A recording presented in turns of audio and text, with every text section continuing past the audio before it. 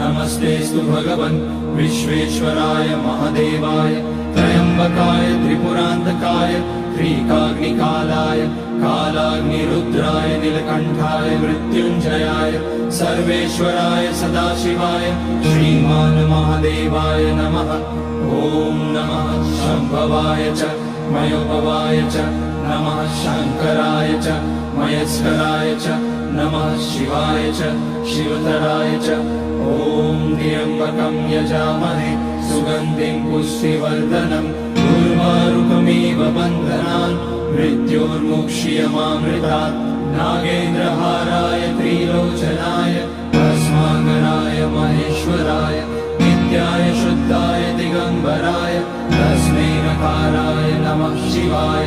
Mandakini सलिलचन्दन चर्चिताय Nandishwar प्रमथनाथ